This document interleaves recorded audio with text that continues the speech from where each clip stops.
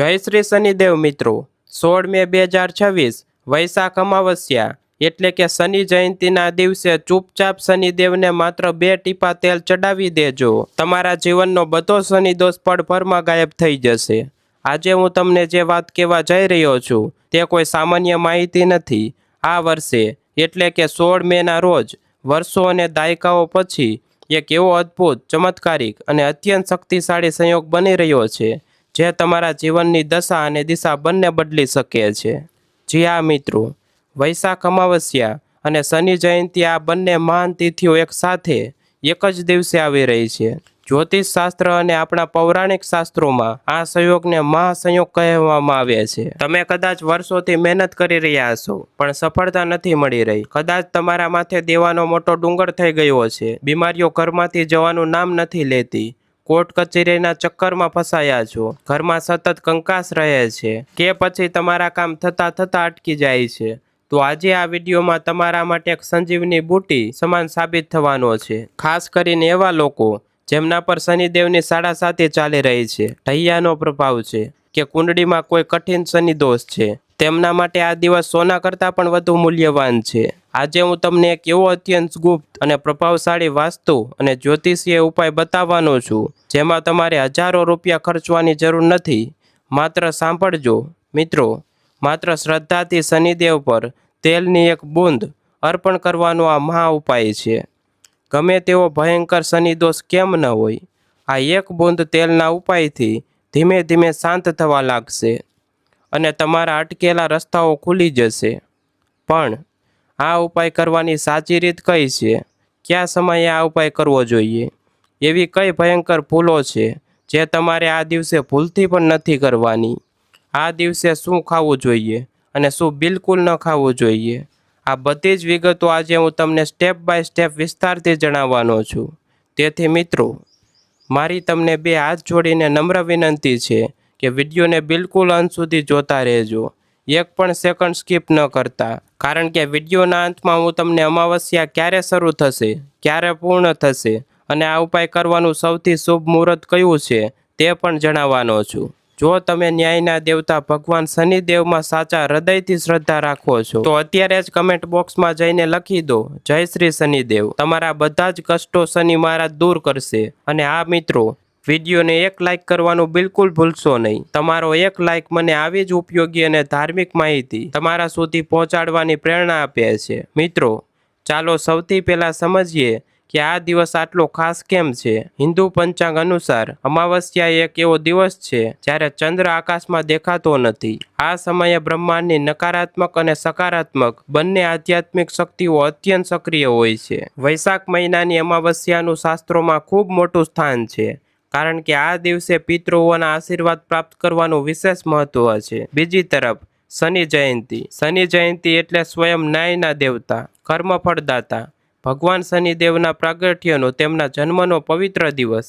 વિચારો મિત્રો, જ્યારે પિતૃઓની તિથિ અને કર્મના દેવતાઓનો જન્મદિવસ એક સાથે આવે ત્યારે બ્રહ્માંડમાં કેવી પ્રચંડ ઉર્જા ઉત્પન્ન થતી હશે। આપણા સમાજમાં શનિદેવના નામથી લોકો ડરે છે। લોકોને લાગે છે કે શનિદેવ એટલે માત્ર દુઃખ આપવાવાળા દેવતા, પણ ના મિત્રો, આ એક બહુ મોટી ગેરસમજ છે। શનિદેવ ક્યારેય કોઈને વિના કારણ પીડા નથી આપતા।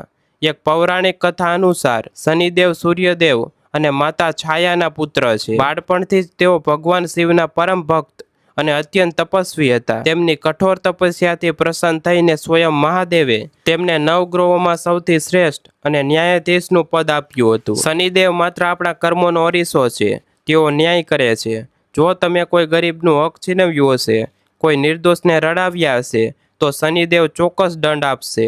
પરંતુ જો તમે સત્યના માર્ગે ચાલનારા, મહેનત કરનારા અને બીજાની મદદ કરનારા વ્યક્તિ છો તો શનિદેવ તમને એવું છપ્પર ફાડીને આપશે જેની તમે કલ્પના પણ નહીં કરી હોય।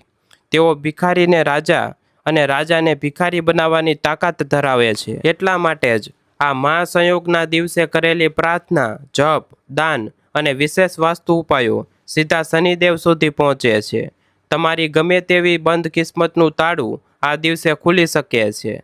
મિત્રો, શું તમારા જીવનમાં પણ છેલ્લા ઘણા સમયથી સતત અવરોધો આવી રહ્યા છે? કોઈ કામ સીધી રીતે પાર નથી પડતું, તો કમેન્ટમાં હા લખીને જરૂર જણાવજો, જેથી મને ખ્યાલ આવે કે કેટલા લોકો આ પીડામાંથી પસાર થઈ રહ્યા છે. હવે મિત્રો, એક ખૂબ જ અગત્યની વાત, ઉપાય કરતાં પહેલાં એ જાણવું જરૂરી છે કે આ પવિત્ર દિવસે તમારું ભોજન અને વર્તન કેવું હોવું જોઈએ.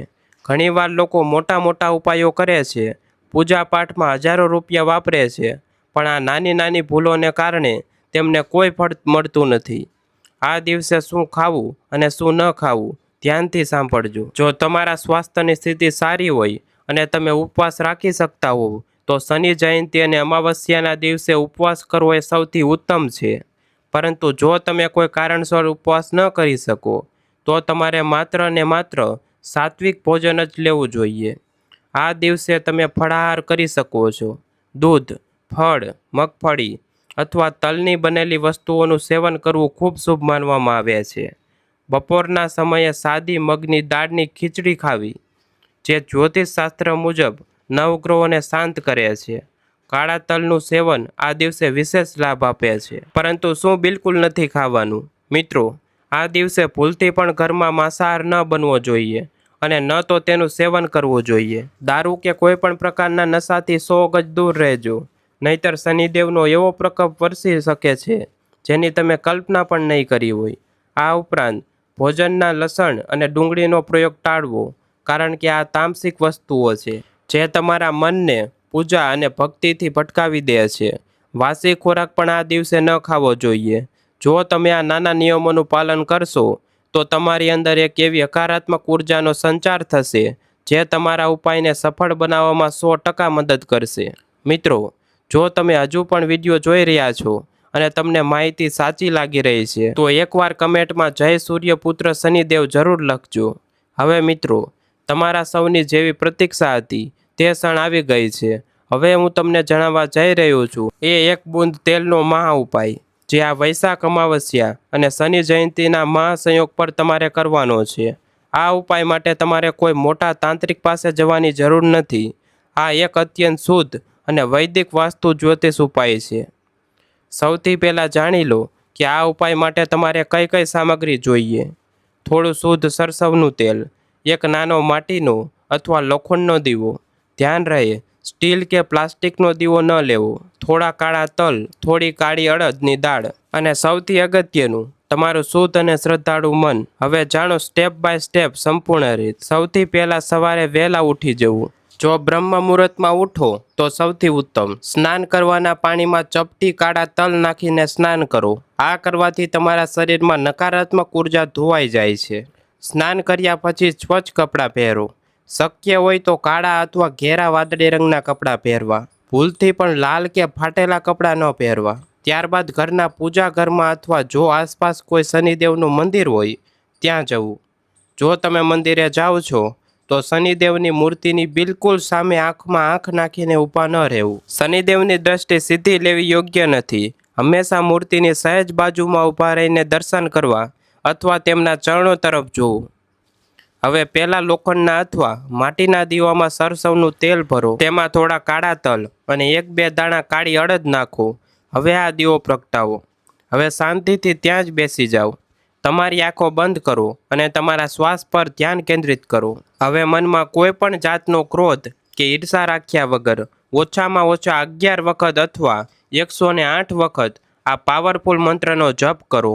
ઓમ સમ શનૈશ્ચરાય નમઃ. મંત્ર જપ પૂરા થાય એટલે તમારી વચલી આંગળી, જેને જ્યોતિષમાં શનિની આંગળી કહેવાય છે, તે સરસવના તેલમાં સહેજ ડૂબાડો અને તે તેલની 1 બૂંદ શનિના ચરણોમાં અથવા પીપળાના વૃક્ષના મૂળમાં સાચી શ્રદ્ધાથી અર્પણ કરો. હા મિત્રો, માત્ર 1 બૂંદ.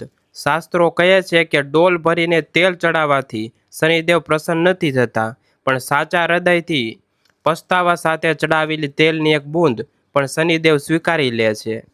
તે સમયે 2 હાથ જોડીને માથું ઝુકાવીને દિલથી પ્રાર્થના કરો. હે કર્મફળ દાતા શનિદેવ, મારા આ જન્મના કે પૂર્વજન્મના જાણતા અજાણતા થયેલા તમામ પાપો અને ભૂલો માટે હું તમારી પાસે ક્ષમા માગું છું. મારા પર અને મારા પરિવાર પર તમારી કૃપા દ્રષ્ટિ બનાવી રાખજો. મારા જીવનમાં આવતા વિઘ્નો, રોગ અને દરિદ્રતાનો નાશ કરજો. મિત્રો, આ પ્રાર્થના તેટલી શક્તિશાળી છે કે જ્યારે તમે સાચા હૃદયથી બોલશો ત્યારે તમને અંદરથી એક અલગ જ શાંતિનો અનુભવ થશે. ઉપાય પૂર્ણ કર્યા બાદ થયેલા કાળા તલ અને અડદનું કોઈ ગરીબ અથવા જરૂરિયાતમંદને દાન કરી દો. જો રસ્તામાં કોઈ કાળો કૂતરો દેખાય તો તેને રોટલી કે બિસ્કિટ ખવડાવવાનું બિલકુલ ન ભૂલતા. કૂતરાની સેવા કરવાથી કેતુ અને શનિ બંને ગ્રહો શાંત થાય છે. મિત્રો, ઉપાય તો મેં તમને જણાવી દીધો, પણ હવે જે વાત હું કહેવા જઈ રહ્યો છું તે આ ઉપાય કરતાં પણ વધુ મહત્ત્વની છે. જો તમે આ ભૂલો કરશો તો તમારો કરેલો ઉપાય પાણીમાં જશે. આ દિવસે ભૂલથી પણ આ 5 કામ ન કરવા. પહેલું, ઘરમાં કામ કરતા નોકરો, સફાઈ કામદારો, મજૂરો અથવા કોઈ પણ ગરીબ વ્યક્તિનું અપમાન ન કરવું. યાદ રાખો, શ્રમજીવી લોકો શનિદેવનું પ્રતિનિધિત્વ કરે છે.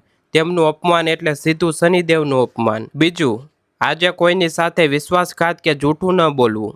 ત્રીજું, દાન આપ્યા પછી કોઈને કહો નહીં કે મેં આજે આટલું દાન કર્યું.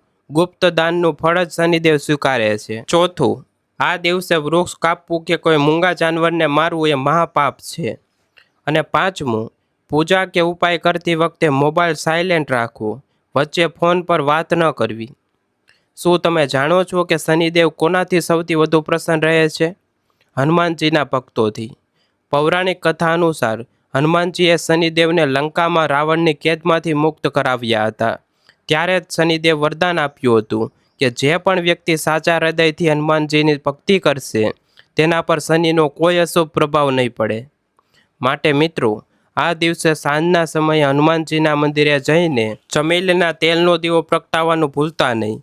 ત્યાં બેસીને ઓછામાં ઓછું 1 વાર અથવા 3 વાર હનુમાન ચાલીસાનો પાઠ ચોક્કસ કરજો. શનિદેવ અને બજરંગબલી બંનેના આશીર્વાદ તમને એક સાથે મળશે. જો તમે આટલું સમજી ગયા છો તો વિડીયોને હમણાં જ લાઈક કરી દો અને ચેનલને સબસ્ક્રાઈબ ન કરી હોય તો અત્યારે જ કરી લો, કારણ કે આવી ગુપ્ત માહિતી તમને વારંવાર નહીં મળે. હવે મિત્રો, નોટ અને પેન લઈને સમય નોંધી લેજો, કારણ કે યોગ્ય મુહૂર્તમાં કરેલું કામ હંમેશા 100 ગણું ફળ આપે છે. વર્ષ 2026માં આ મહાન શનિ જયંતિ અને વૈશાખ અમાવસ્યાનો સંયોગ 16 મે શનિવારના દિવસે બની રહ્યો છે. વિચારો મિત્રો, શનિવારનો દિવસ, શનિ જયંતિ અને અમાવસ્યા આ ત્રિવેણી સંગમ સદીઓમાં એકવાર બને છે. પંચાંગ અનુસાર વૈશાખ અમાવસ્યાની તિથિ 16 મેના રોજ સવારે વહેલા લગભગ 5:11 શરૂ થશે અને તે આગામી દિવસ એટલે કે 17 મેના રોજ બપોરે લગભગ 1:30 સુધી રહેશે. એટલે કે આખો 16 મેનો દિવસ તમારા માટે પૂજા, દાન અને ઉપાય કરવા માટે સંપૂર્ણ રીતે શુભ છે. ઉપાય કરવાનો સૌથી ઉત્તમ સમય જાણી લો. સવારે સૂર્યોદયથી લઈને સવારે 9 વાગ્યા સુધીનો સમય ખૂબ જ પવિત્ર છે. જો સવારે સમય ન મળે તો સાંજે સૂર્યાસ્ત પછી ગોધૂલી બેલામાં એટલે કે સાંજે 6:30 થી 8 વાગ્યાની વચ્ચે પીપળાના વૃક્ષ પાસે દીવો પ્રગટાવવો અને તેલ અર્પણ કરવું સર્વશ્રેષ્ઠ માનવામાં આવે છે. યાદ રાખજો મિત્રો, રાહુકાળ દરમિયાન નવા શુભ કાર્યની શરૂઆત વર્જિત છે, પરંતુ શનિદેવના ઉપાય અને પ્રાર્થના માટે કોઈ કાળ નડતો નથી. ભક્તિભાવ અને સાચું હૃદય એ જ સૌથી મોટું મુહૂર્ત હોય છે. મિત્રો, મેં તમને બધી જ વિગતો અત્યંત સરળ ભાષામાં સમજાવવાનો પ્રયાસ કર્યો છે, પણ છેલ્લે એક વાત હંમેશા યાદ રાખજો. શાસ્ત્રો કહે છે કે માત્ર ઉપાયો કરવાથી ચમત્કાર નથી થતો. ઉપાયની સાથે તમારા કર્મો સારા હોવા ખૂબ જરૂરી છે. સત્ય બોલો, ઈમાનદારીથી મહેનત કરો, તમારા માતા પિતાનું સન્માન કરો, વૃદ્ધોની સેવા કરો અને ક્યારેય કોઈના હકનું ન છીનવું. જો તમે આ નિયમો સાથે જીવશો તો દુનિયાની કોઈ તાકાત, કોઈ ગ્રહો તમને પાછળ નહીં પાડી શકે. સ્વયં શનિ મહારાજ તમારી રક્ષા કરશે. તો મિત્રો, વર્ષો પછી આવેલું આ શનિ જયંતિ અને અમાવસ્યાનો અદ્ભુત સંયોગ તમારા અને તમારા પરિવારના જીવનમાં સકારાત્મકતા, શાંતિ, ધન સમૃદ્ધિ અને નવી આશા લઈને આવે એવી હું ભગવાન શનિદેવ અને હનુમાનજીના ચરણોમાં દિલથી પ્રાર્થના કરું છું. જો તમને આ વિડીયો ખરેખર ઉપયોગી લાગ્યો હોય, તમારા દિલ સુધી મારી વાત આ પહોંચી હોય, તો આ વિડીયોને તમારા પરિવારજનો, સગા સંબંધીઓ અને મિત્રો સાથે વોટ્સએપ અને ફેસબુક પર વધુમાં વધુ શેર કરજો. કદાચ તમારા એક શેરથી કોઈની વર્ષો જૂની પીડા દૂર થઈ જાય અને તમને પુણ્ય મળે. કમેન્ટ બોક્સમાં જતાં શ્રદ્ધાપૂર્વક લખવાનું ભૂલશો નહીં. જય શ્રી શનિદેવ, જય બજરંગબલી. મળીએ છીએ આવતા વિડીયોમાં આવી જ એક નવી, ગુપ્ત અને અત્યંત ઉપયોગી ધાર્મિક માહિતી સાથે. ત્યાં સુધી પોતાનું ધ્યાન રાખજો. જય શ્રી શનિદેવ, જય શ્રી હનુમાન.